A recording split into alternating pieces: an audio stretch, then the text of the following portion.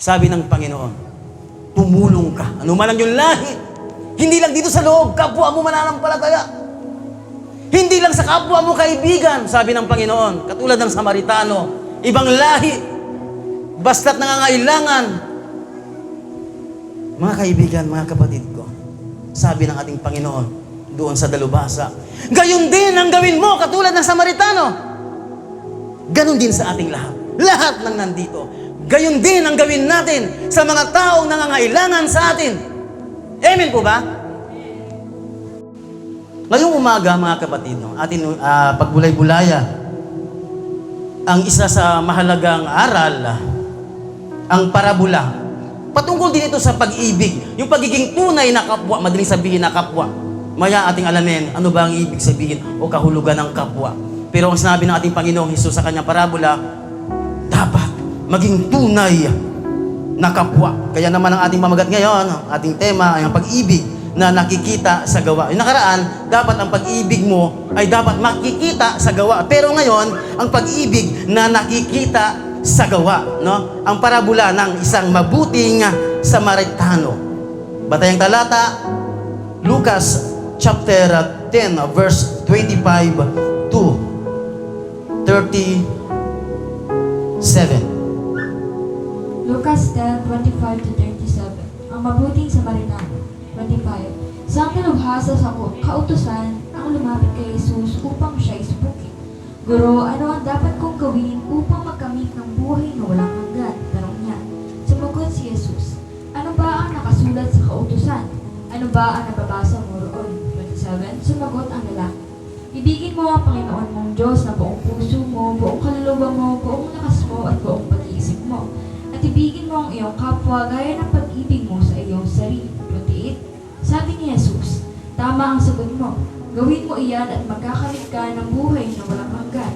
29. Upang huwag siyang lumabas na kahiyahiya, nagtanong pa ang lalaki, sino naman ang aking kapwa? 30. Sumagot si Jesus, may isang tao naglalakbay mula sa Jerusalem papuntang Jericho. Pinarang siya ng mga tulisan, hinubaran, binugbog at iniwang halos patay na. 31. Nagkataong dumaan doon ang isang paring Hudyo. Na makita ang taong nakahandusay, lumihis siya at nagpatuloy sa kanyang paglakad. 32. Dumaan din ang isang Levita. Ngunit nang makita niya ang taong binugbog, lumihis din ito at nagpatuloy sa kanyang paglakad. 33. Ngunit may isang Samaritanong naglalakbay na napadaan doon. Nang makita niya ang biktima, siya'y naawa. 34. Nilapitan niya ito, binuhusan ng langis at alak ang mga sugat at binendahan. Pagkatapos, isinakay niya ang lalaki sa kanyang asno at dinala ito sa bahay panulurian upang maalagaan siya doon. 35. Kinabukasan, binigyan niya ng 2 salaping pilak ang namamahala ng bahay panulurian at sinabi, alagaan mo siya at kung higit pa riyan ang iyong magagastos, babayaran kita pagbalik ko. 36. At nagtanong si Jesus, sa palagay mo, sino kaya sa tatlo ang naging tunay na kapwa ng taong hinarang ng mga tulisan? 37. Ang taong tumulong sa kanya. Tugon ng dalubhasa sa kautusan. Kaya sinabi sa kanya ni Jesus, kung gayon, humayo ka at ganoon din ang gawin mo. Amen. Salamat sa pagkabasa ng salita ng ating Panginoon at ang ating Panginoong Diyos ang magpapala sa bawat nakarinig. Lord God, aming dakilang Diyos, salamat po sa umagang kaganda, Panginoon. Salamat, Panginoon, sa isang linggo na namang pag-iingat niyo sa amin, Panginoon. Salamat po, Panginoon. Kahit sa kabila ng kami ay hindi karapat-dapat, O Diyos, patuloy, Panginoon, ang biyaya ay dumadaloy po sa amin, Panginoon. Salamat po, Panginoon. Higit sa lahat, Panginoon. Salamat po sa buhay na ito, Panginoon, na patuloy ninyong pinahiram sa amin, O Diyos. Salamat po ng marami, Panginoon. Ikaw ang Diyos na kailanman hindi nagbabago. Ikaw ang Diyos ni Abraham, ni Isaac, ni Jacob. Ikaw ang Diyos ng Israel. Maging dito, Panginoon, sa buong mundo, Diyos na kailanman ay hindi nagbibiro. Pag sinabi niyang pagpalain ka, ay tiyak naman na ikaw ay kanyang pagpalain. Basta ang mahalaga, kami, Panginoon, ay magtitiwala pa rin sa iyo. Panginoon, patawad, Panginoon. Minsan, Panginoon, kami po ay nagda-doubt, Panginoon. Minsan, Panginoon, kami po ay napanghihinaan ng loob, O Diyos. Patawarin niyo kami, Panginoon. Ang aming mga puso, Panginoon. Gawin niyo, Panginoon, isang pusong masunurin, Panginoon. Isang pusong busilak, Panginoon, sa aming kapwa, Panginoon. Katulad ng topic namin ngayon, O Diyos, ano man ang nais mo iparating sa amin, Panginoon. Open our heart, Panginoon, na aming spiritual, na pandinig, Panginoon. Kayo po ang magbukas nito, O Diyos. Panginoon, ang lahat ng ito, Panginoon, di aming iniladalangin sa iyo, tinataas sa pangalan ni Jesus. Ang lahat ng anak ng Diyos ay magsasabi ng Amen and Amen. So, konting background lang muna, no?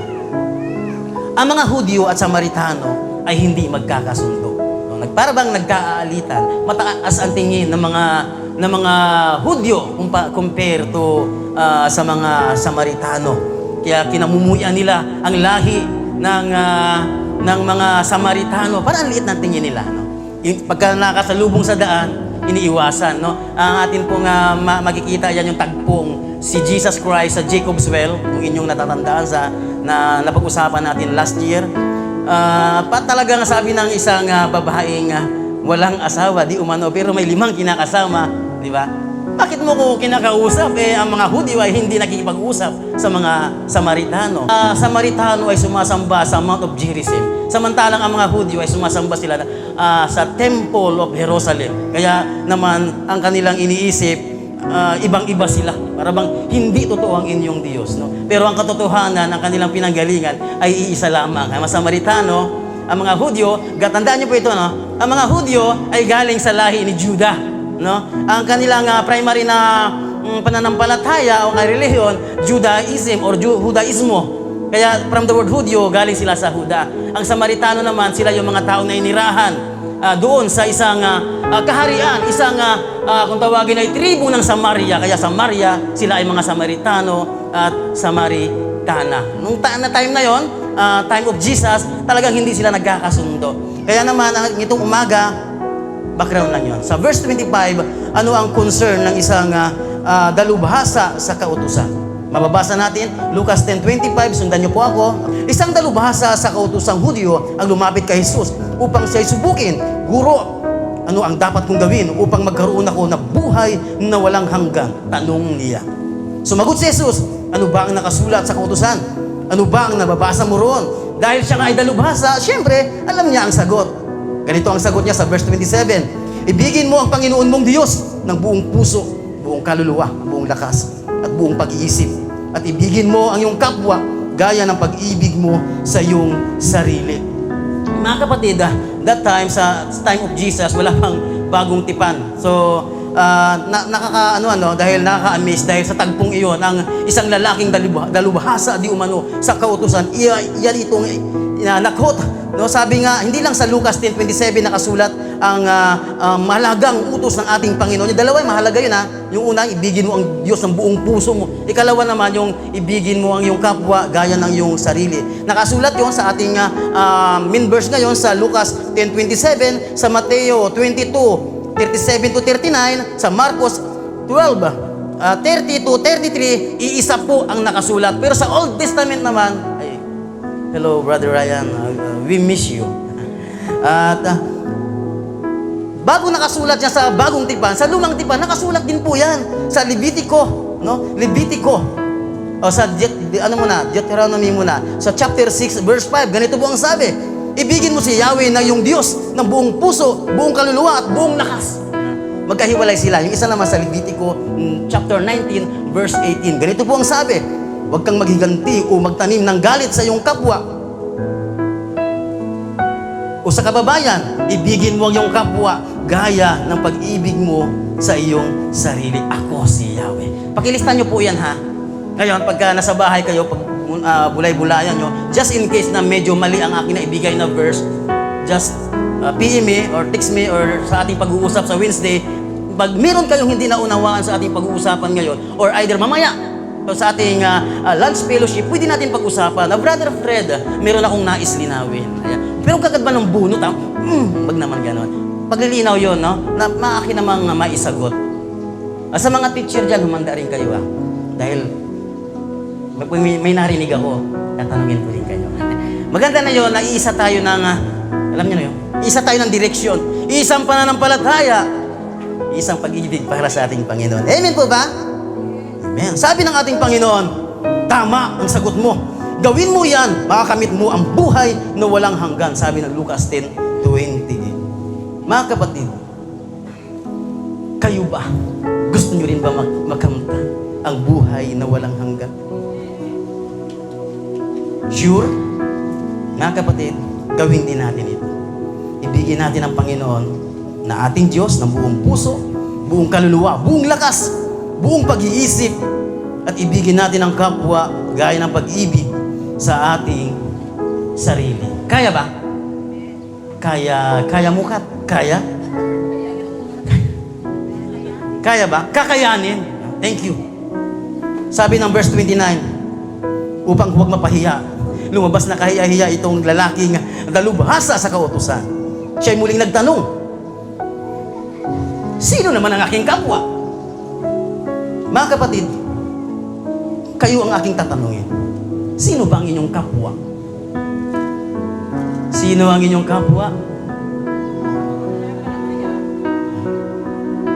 Naman ka, kapwa. Yan ang kanila sagot ni si Jasmine. Kapwa, mananampalataya. Kapwa, basta kapwa. Kapwa kaluoy. Kapwa kami mahihirap. Galit kami sa mga mayayaman. Kapwa.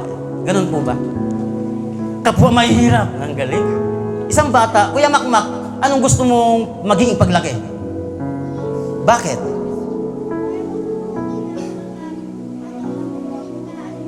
Ay, para manguhuli ng mga kulit na tao. Ano pa? Para makatulong sa... Uy, yun, makatulong sa kapwa.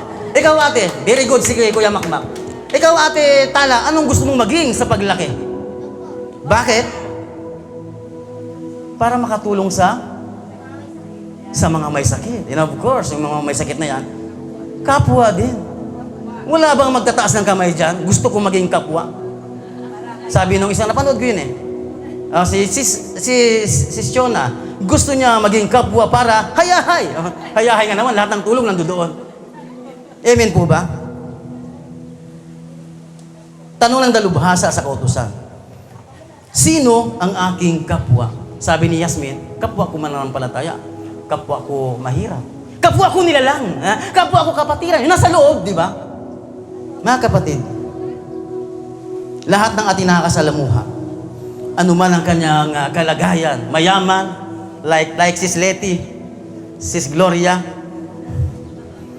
siya man ay class B, class A, class B, class C, or piling mo ikaw ay nasa laylayan, lahat ng iyong nakakasalamuha dyan, ibang lahi, lalo na yung mga nangingi ng tulong, sila po ang ating mga kapwa. Pero nais bigyan ng punto ng ating Panginoong Hesus, hindi lang kapwa, ang pagiging tunay na kapwa. Madaling sabihin, sabi nga nung programa, kapwa ko, mahal ko. Mahal ko ang aking kapwa. I love my neighbors. Madaling sabihin, ano? Para masagot iyon ang tanong ng isang lalaking dalubhasa sa kautusan, ang ating Panginoong Hesus ay sumagot. Sabi niya, sundan niyo ako, Lucas 10:30-35. Sumagot si Jesus, may isang taong naglalakbay mula sa Jerusalem, papuntang Jericho. Hinarang siya ng mga tulisan. Kinuha pati ang damit ng kanyang katawan. Kinuha ang damit sa kanyang katawan, binugbog, at iniwang halos patay na. Nagkataong dumaan doon ng isang paring Hudyo. Nang makita ang taong nakahandusay, lumihis siya at patuloy sa kanyang paglalakad. Dumaan din ang isang Levita, ngunit nang makita niya iyon, ang taong binugbog, lumihis din ito at nagpatuloy sa kanyang paglalakad. 33. Ngunit may isang Samaritanong naglalakbay na napadaan doon, nakita niya ang biktima at siya ay naawa. 34. Nilapitan niya ito, binuhusan ng langis at alak ang kanyang sugat, binindahan. Pagkatapos, ang lalaki sinakay sa kanya ng Samaritano sa kanyang asno at dinala doon sa bahay panuluyan upang maalagaan doon. Kinabukasan, binigyan niya ng 2 salaping pilak ang may-ari ng bahay panuluyan. At sinabi, heto, alagaan mo siya. At kung higit pa riyan ang iyong magagastos, babayaran ko sa aking pagbabalik. Mga kapatid, bakit, naisip niyo ba, bakit parabola? Kung minsan naman ay patalinghaga ang sinabi ng ating Panginoon. Pag siya'y nangusap, bakit kaya dinadaan pa ng ating Panginoon sa parabola? Kung minsan na may patalinghaga, sa inyong palagay, bakit?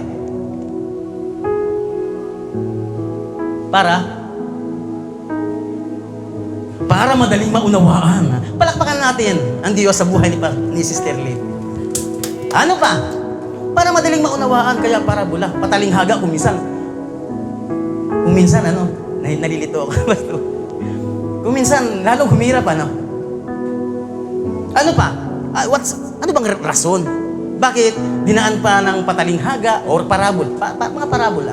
Alam natin ang parabola, earthly story na mayroong heavenly meaning. Sabi ni Sis Letty, para madaling maunawaan. Sino pa? Ibang ideya? Parang mas lalo mong pag-aaralan. Ano to? Di ba? Ano to? Ang dami. Parable of, di ba? Yung, maraming parabola ang ating Panginoong ibinigay. Patalinghaga. Ano pa?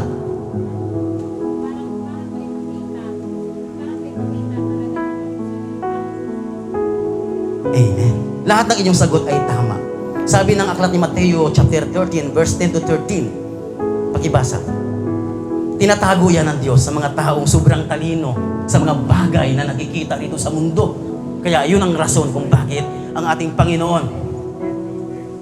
Mateo 13, chapter 13 verse 10 to verse 13.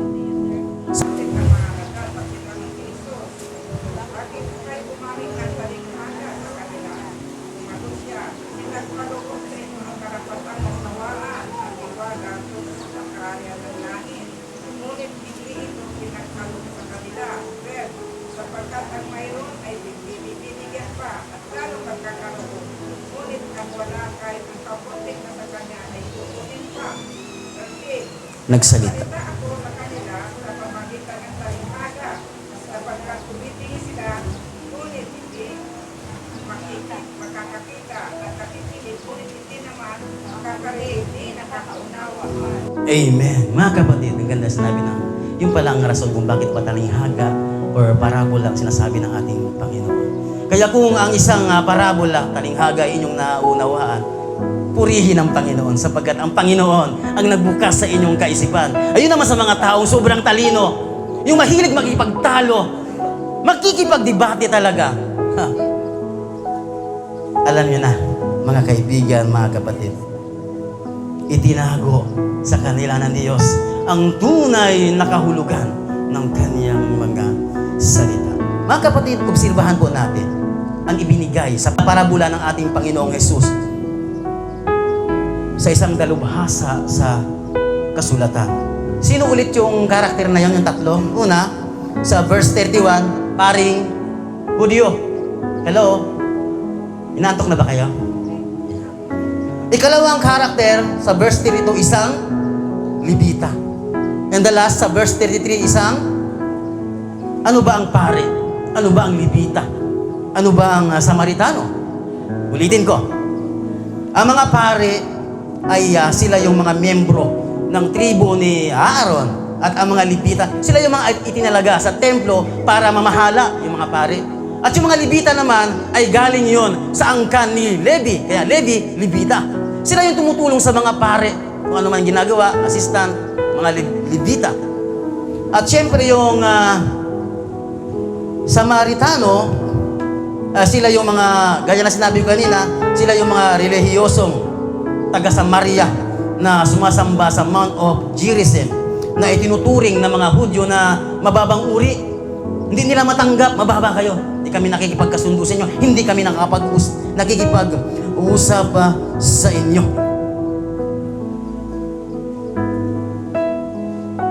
Mga kapatid, kung kayo po, yung pare, kung kayo po yung Levitang napadaan doon sa taong sugatan na nag-agaw buhay na, ganon din ba ang inyong gagawin?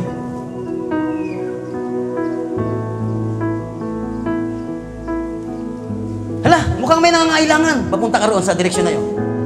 Nakahandusay. Baka tumataas mo yung kamay, help me, help me. Ganon din ba ang inyong gagawin? Iiwas kayo, pupunta kayo sa ibang direksyon katulad ng paring Hudyo at ng isang Levita?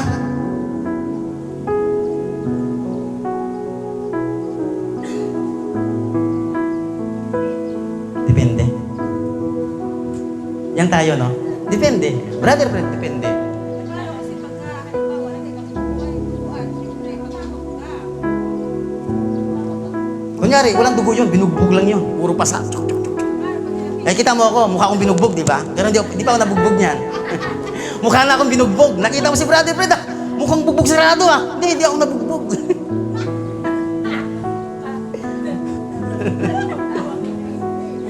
Pupos kayo mukha nyo sa Facebook. Sige kayo.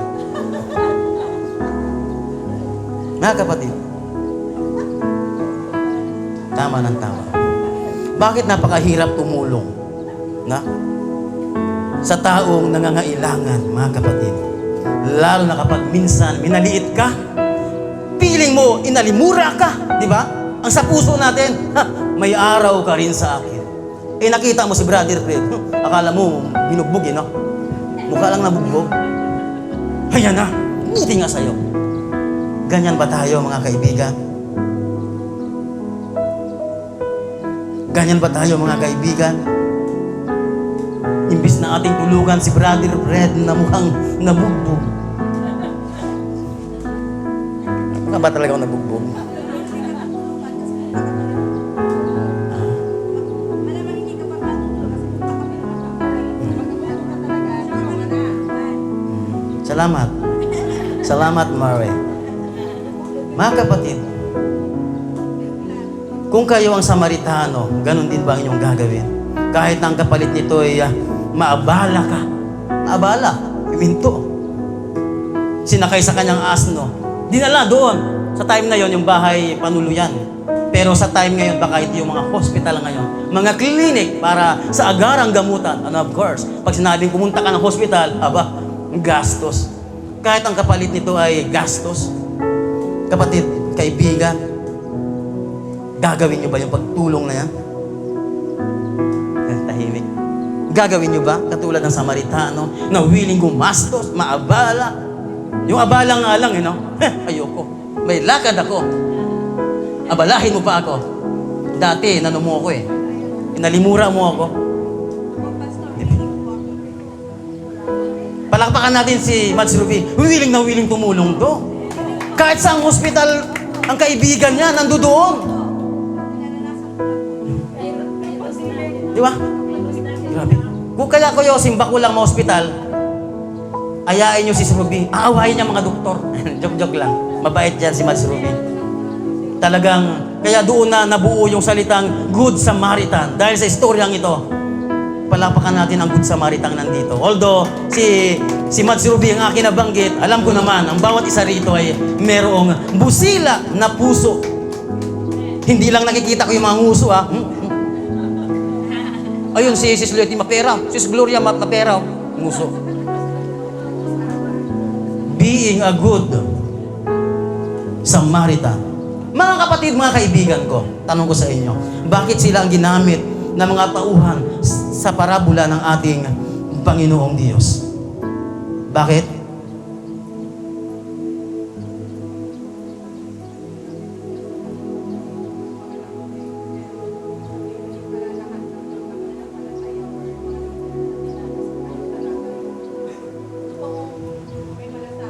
Amen. Palakpakan natin ang Panginoon sa buhay ni Sis Grace. Tama. Ha? Pero, sabi ng andito, katulad noon, Libita. Tama yun, Sis Grace, ha? Sabi rito, nais iparating ng ating Panginoong Diyos. Paring Hudyo ka man, Libita ka man, namumuno ka sa simbahan, ubispo ka man, diakono ka man, tagalingkod, o isa ka mang lingkod, or piling mo hinahama ka, piling mo napakababa mo. Sabi ng ating Panginoon, kailangan mong tumulong sa kapwa. Pag hindi tayo tumulong sa kapwa, wala roon ng pag-ibig. At ikaw ay hindi sa Diyos. Ikaw ay hindi ng lingkod. Ikaw ay hindi lingkod ng Diyos. Bakit? Sabi ng unang Juan 4:8. Ang hindi umiibig ay hindi kumikilala sa Diyos sapagkat ang Diyos ay pag-ibig. Amen? Mga kapatid, hindi natin kailangan maghanap ng mga taong nabugbog. Hindi natin kailangan maghanap ng mga taong mukhang nabugbog. Kahit sa simpleng paraan lamang, mga kapatid, ilibot nyo lang inyong mga mata. Marami dyan. Hindi lang dito sa loob, kahit lumabas kayo.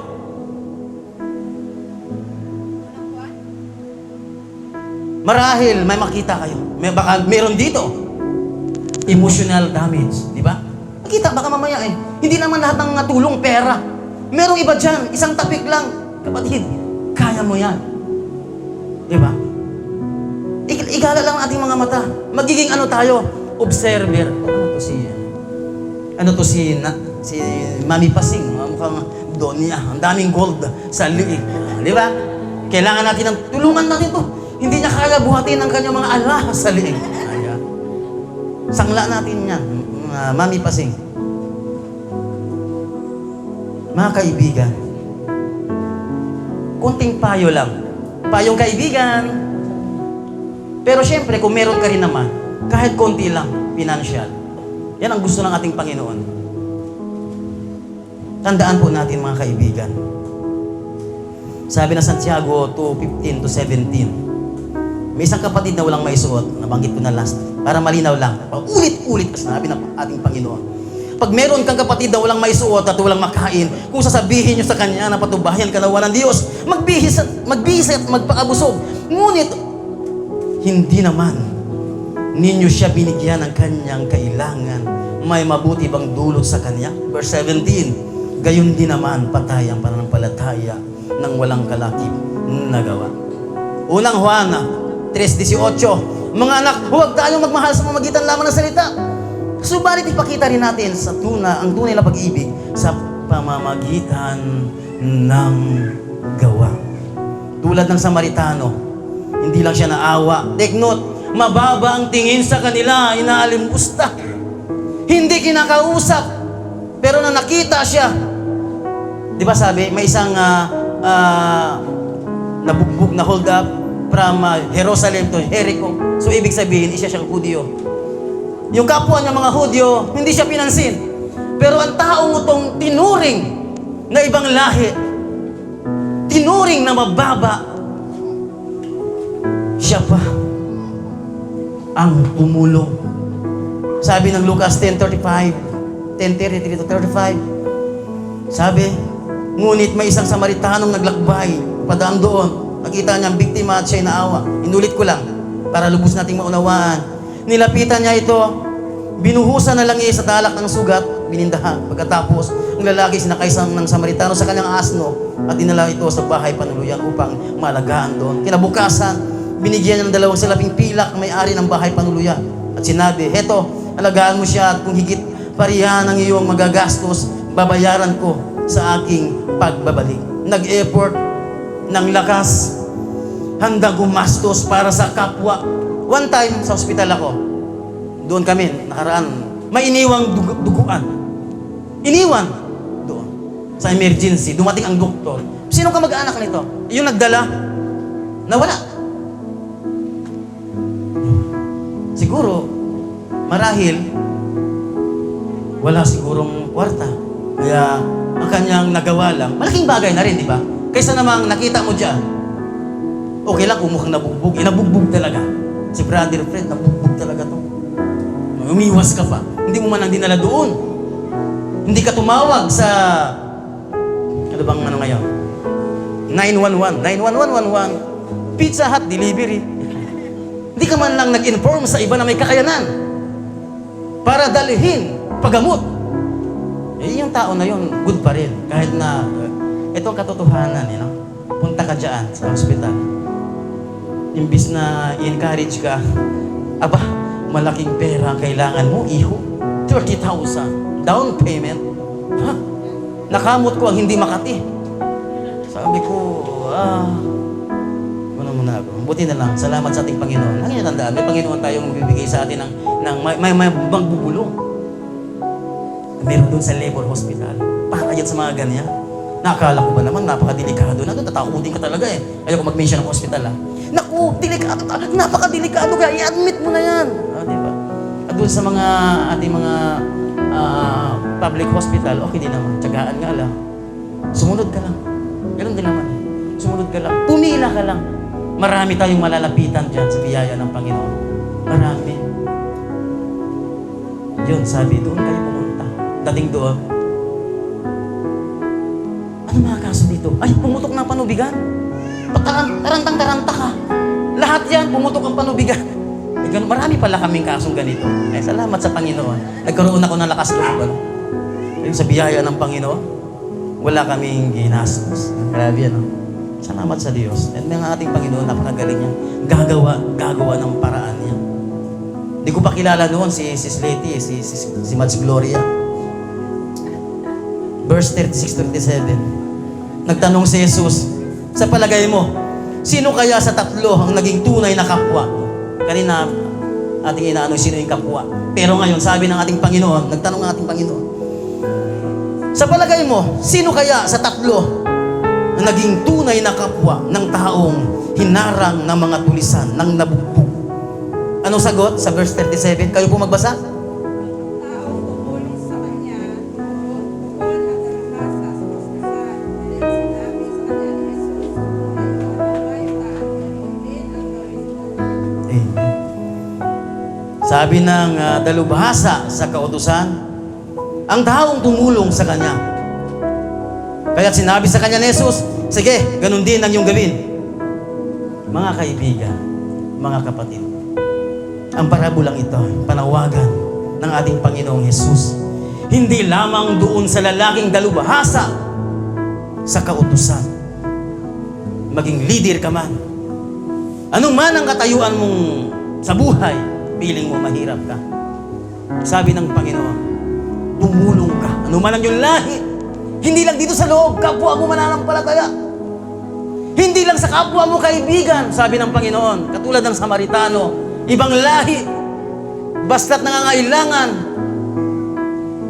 Mga kaibigan, mga kapatid ko, sabi ng ating Panginoon, doon sa dalubhasa, gayon din ang gawin mo, katulad ng Samaritano. Ganon din sa ating lahat. Lahat ng nandito. Gayon din ang gawin natin sa mga taong nangangailangan sa atin. Amen po ba? Mga kaibigan, tandaan nyo ito. Sabi ng ating Panginoon sa Matthew chapter 25, verse 35 to 40. Lista nyo na lang. Shortcut ko na lang. Sabi ng nakasulat doon, ano man ang gawin yung tulong sa inyong kapatid, ay siya rin ginagawa nyo sa ating Panginoon. Amen po ba? Tayo po ay manalangin. Mahal naming Diyos, aming dakilang Diyos. Salamat po, Panginoon. Sa parabolang ito, Panginoon. Sa kwentong ito, Panginoon. We are praying, Panginoon. Aming mga puso, Panginoon. Turuan niyo, Panginoon. Katulad ng pusong Samaritano na yun, Panginoon. Hindi alintana ang kaibahan ng lahi. Hindi alintana sa Kanya, Panginoon. Kung inalimura siya noon, hindi kasundo. Agarang tulong ang ibinigay. Willing gumastos para sa Kanyang kapwa. Panginoon, tulungan niyo kami maging tunay na kapwa ko, Diyos. Mahirap, pero patuloy, Panginoon. Sa tulong ng iyong banal na Espiritu, Panginoon, magagawa din namin ang nagagawa ng isang Samaritano. Aming dakilang Diyos, lahat ng kapurihan, kadakilaan, kalwalhatian, sa iyo lamang. Sa pangalan ni Jesus na aming Panginoon at tagapagligtas, Amen at Amen. Mapagpalang araw po sa inyong lahat. Minsan pa mga kapatid, atin pong awitan ang ating Panginoon.